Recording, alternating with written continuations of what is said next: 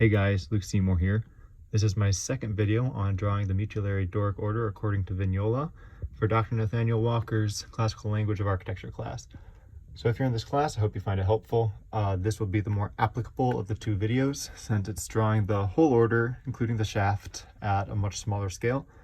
If you're not in the class, then feel free to stick around. Hopefully it's helpful for you too. So in the first video, we drew the Doric base, capital, and entablature at a much larger scale.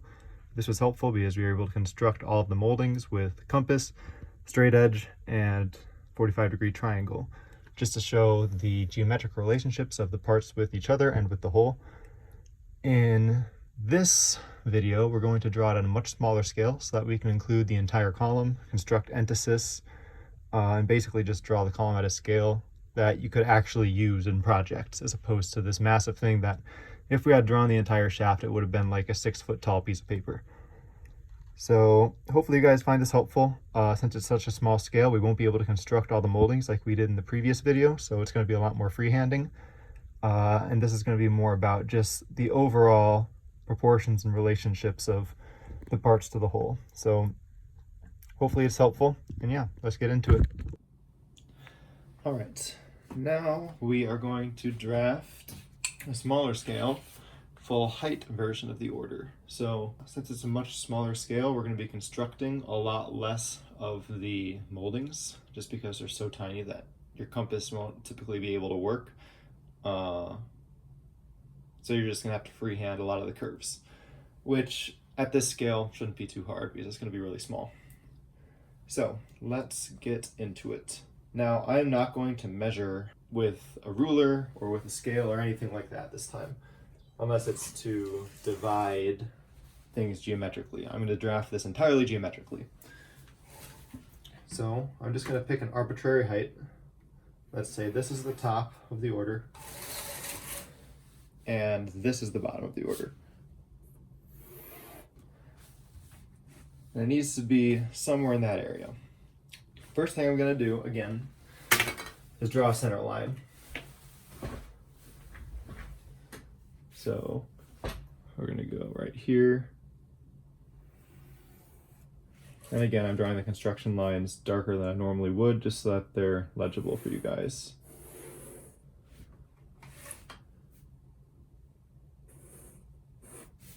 Okay, so that is the height of the entire order. Base, shaft, capital, and entablature. Now what I'm going to do is I'm going to divide that into 5 equal parts. So let's see, slightly too tall for 10. I'm just going to make my own ruler here. Give me 1 second. Okay, so I made my own ruler with increments being at 2.5 inches. Unfortunately, there's not a 2.5 inch equals 1 foot scale, nor should there be, because there's really not any point in it, and my scale wouldn't have been long enough anyway. So sometimes desperate times call for desperate measures. Okay, so I'm going to split this up into quarters. Into fifths.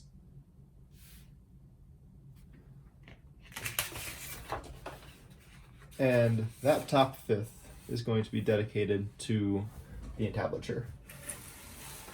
So remember, a Doric column is 8 times as tall as it is wide, so it's 8 diameters wide, and the entablature is 2 diameters tall, so the whole order is 10 diameters in all, so the entablature is 1/4 the height of the column. Makes it pretty easy to remember. Now, we're going to take this, I'm going to drag the rest of the construction lines over,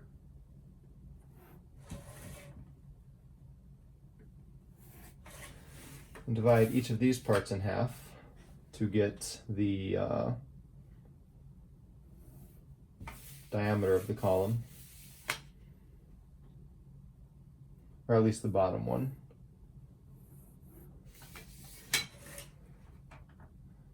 So this distance from here to here is the diameter of the column. Now that needs to be divided again because you only go half on each side to get the diameter overall. Okay, so that's the diameter of the column right there.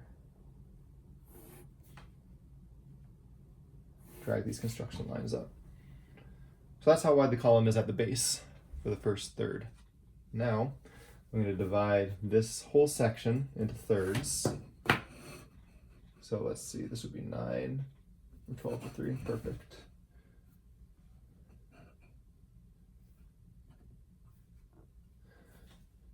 So this is a third of the way up the column. I'm going to draw this over like so. And also notice that this distance here is half a diameter, because it's half a diameter out. So that's the height of the base, as I described in the previous video. Now you're going to do the same thing at the top. I'm going to draw these guys in very faintly because, again, this is not the width of the column at the top of the column. I'm going to draw this down. And that is the general height of the capital. So the base gets half a diameter and the capital gets half a diameter. And that's the ground line. Okay, so next I'm going to draw the base in really quick. So using what we did on the last section, divide this in half. That half is the height of the plinth. This is divided into thirds. Then it would be, let's see,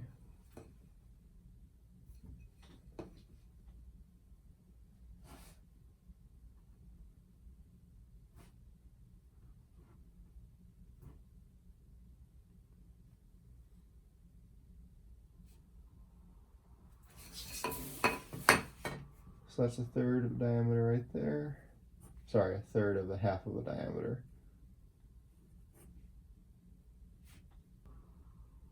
If I were being accurate, I'd take a compass and drag that around like I did in the last video.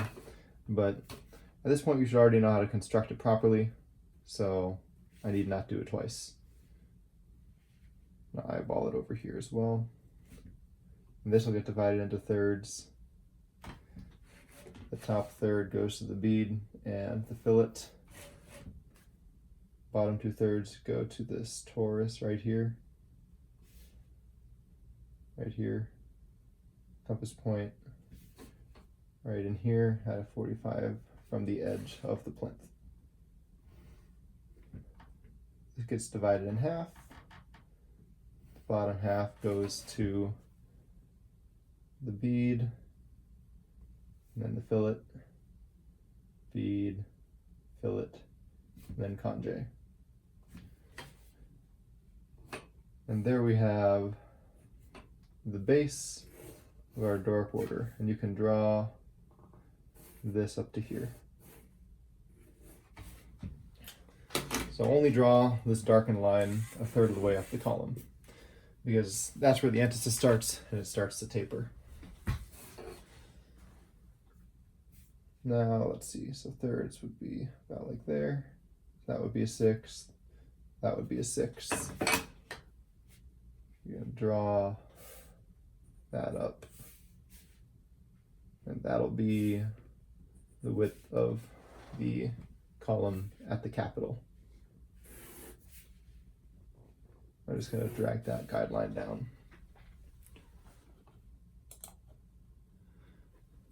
All right, now the capital. Again, we're going to divide this guy into thirds. I'm just going to do it eyeballing it. Bring this over. Draw this up for the necking. The necking.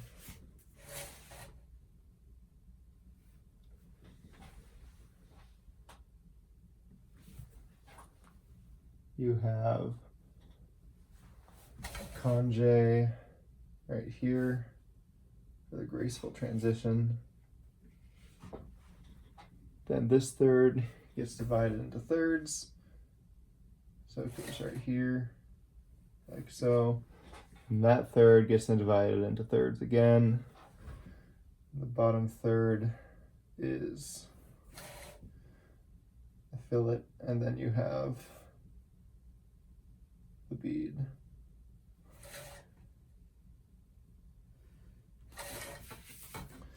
You have a 45, comes out this way.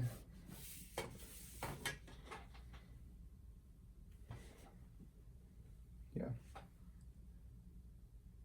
Comes out this way. That's the extent of the abacus.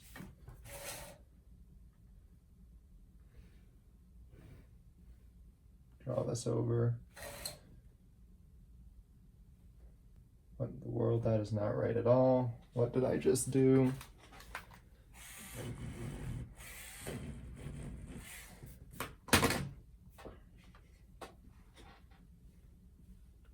Yeah, there we go. That's more correct. So this line is the furthest extent of the abacus. You have the echinus there. This gets divided into thirds. And this third has a cyma and a bead. So bead, then cyma.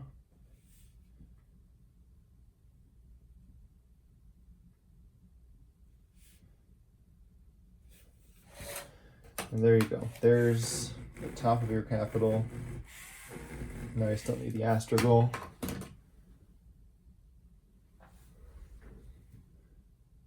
Right here, draw it across, fillet, bead, bead, fillet, and conge. And there's your capital. Okay, so now we have the base and we have the capital. And we need to construct entasis. I really do not feel like constructing entasis, but I'll show you how to do it. It's not gonna look pretty, but it's a good starting point. So, to construct entasis, what you need to do is take your compass. This is the wrong compass, but it'll probably work better. And draw a semicircle, like so. I need the other compass. That doesn't even show up. That must be like 4H or something. I typically draft with 4H, but for the purposes of this video, y'all need to be able to see. So, okay, there you go. So that is that semicircle. That would be a construction line, but again, drawing it dark so you can see it. What you're gonna do is you're going to draw this guy down. So the top of the taper of the column. That's going to be intersecting your circle right here. And then this then gets separated into 6 parts, which is already getting so hard to see at this scale. But basically, you divide this arc. I'll do it on this side so it's more clear. Divide this arc into 6 equal points here. So 1, 2, 3, 4, 5, 6. Then you're going to drag these lines up. So outermost, then slightly more in. This is the innermost. Slightly less, and slightly less. Then you divide this distance into 6 more equal parts. So to do so,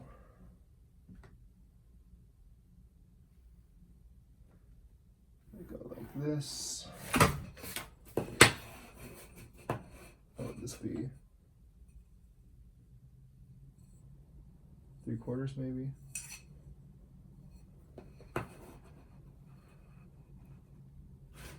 No, it's gonna have to be 1. Okay.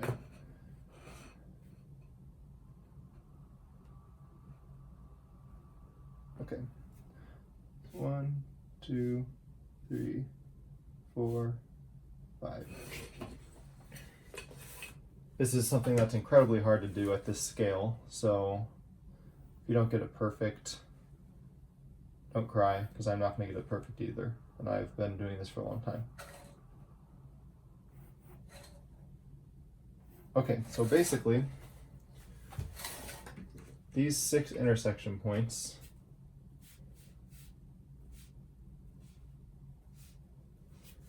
where these intersect with these vertical lines, that is going to drive where the line goes. So you have this point here, then the next line in, and the next line in from that, then in from that, and in from that, and in from that, and then down. So again, at this scale, it's really hard, but basically you find the intersection points and then you connect the dots. So it should slope the most at the top, then slope less and less as you get closer to the bottom. And for our intents and purposes, I'm just going to draw it with straight line segments like so. But the best thing you could do is to find an entasis ruler, which is similar to a French curve, but it just curves in one kind of long continuous thing, and find a curve that fits all of those points. Or if you have perfect freehand, which I definitely do not, you can try to draw a continuous curve all the way down. Anyway, so that's how you construct entasis. This definitely isn't perfect. It's really, really, really hard to do at this scale, but that's how you do it. What you definitely do not do, at least at a scale this large, is you do not do that. At a small scale, it could work, but at this large of a scale, it looks terrible. You can tell it's just a taper. It's supposed to be kind of a graceful curve, kind of mimicking the human body a little bit, but you do not want to just draw a straight line. It just doesn't work. If you're working at a tiny scale where your column is like that tall, go for it. At least make sure you start the curve a third of the way up, or it's not going to look good. But at this large of a scale, you definitely want to have at least some kind of curve, regardless of how you construct it. All right, now for the entablature, should be easy. Again, line the edge of it up with the necking, half a diameter, and then each 3/4 of the diameter. So half a diameter first. Go down here, get that measurement with my compass. Go up, and then that's my point. Draw that over, and then these are both 3/4, so instead of measuring, I'm just going to separate it in half like I've been doing. And then I know you're going to have this 45 here eventually. So that's how you start laying it out. And remember, this gets separated into thirds. So you go third. Again, you guys should measure this. I've just done it enough times that I don't need to measure it quite as precisely. Yeah. Third, and then that top third gets divided in half. Right here. And then that bottom half gets divided into thirds again. So this runs across, and then this runs across. You have this 45 here, which is the furthest most point of this tania. Then you have your goutte right there. This projects slightly, and this is inward. And that's the outer profile of the architrave. Then you have the triglyph, which again is half a diameter wide. And in order to get that, you're going to have to go 1/4 of a diameter on either side of the center line. So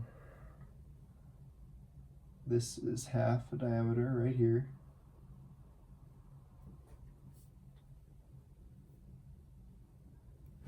And then that's going to have to be split in half again. So there you go. And then you can mirror that on the opposite side, like so. Here's your triglyph, and then you keep laying them out. You have a square and a triglyph, then half a diameter,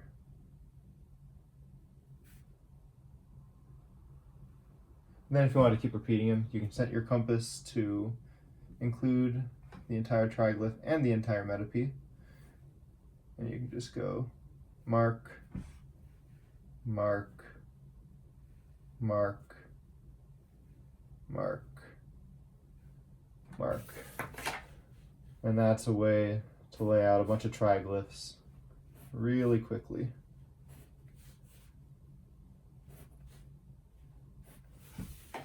And before too long, you're going to want another column in there somewhere. Okay, and the triglyph gets separated into twelfths, so this is in half already, and the half goes into halves, and each half goes into thirds.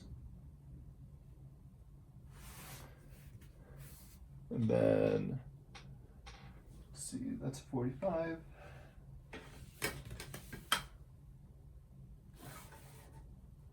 This comes all the way across. This comes down, down, down, down.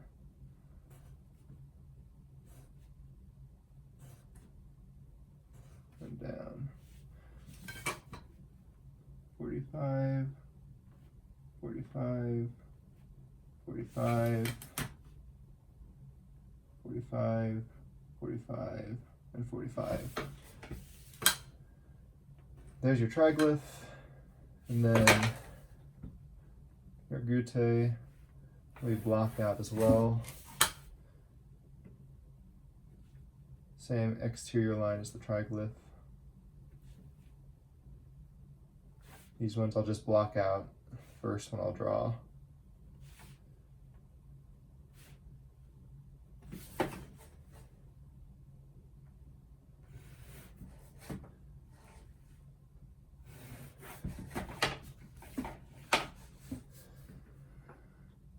There are 6 of them, evenly spaced, so here.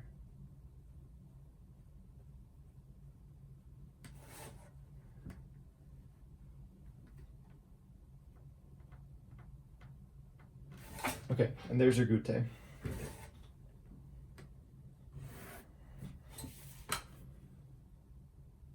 And this gets divided in half. And there's your triglyph, and there's the edge of the frieze. Okay, so now we have the frieze done. Now the last step is the cornice with the mutuals. So yeah, first you divide it into quarters. So I'll do that geometrically again.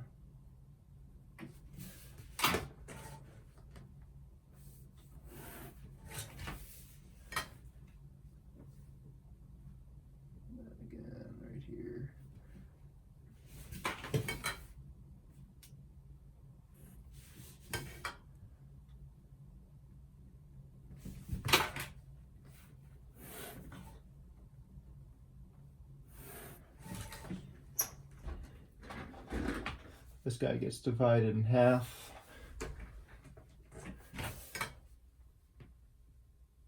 This bottom quarter, as we did last time, projects a little bit right here. Same thing with this guy.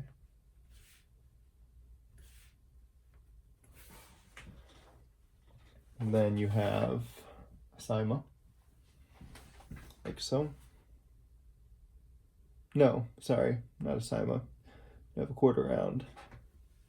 But before that, you have a fillet, which I keep forgetting, even on the large scale one. You have this fillet, which is continuous. Then you have your quarter round right here.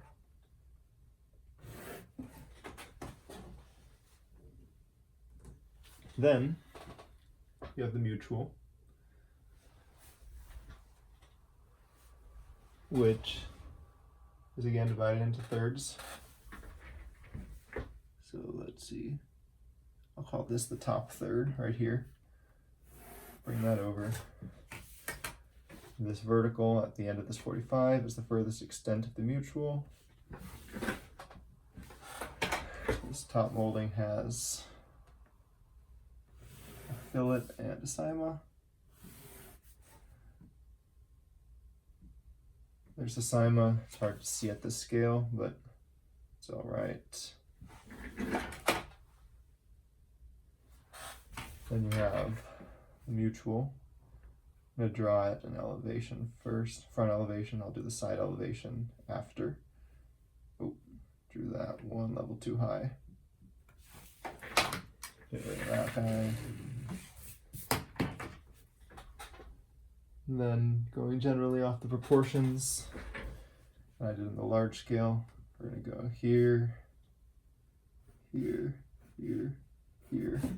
Because these guys will also have mutuals. Mutuals go above every triglyph.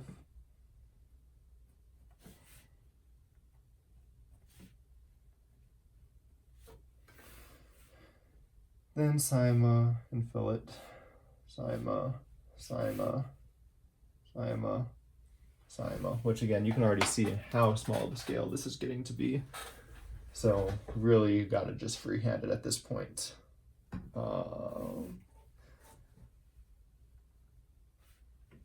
Let's see. Drip mold. Then you have all these goutte on the mutuals.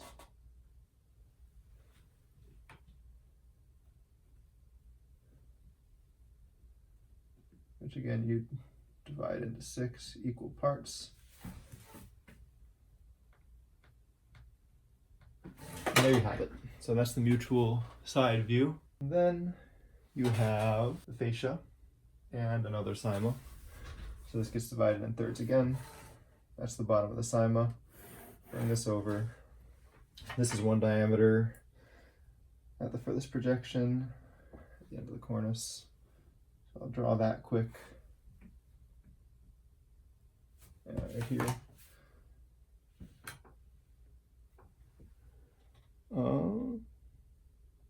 Yeah, just go straight up. Then little cyma. Then fillet, fillet, big cyma.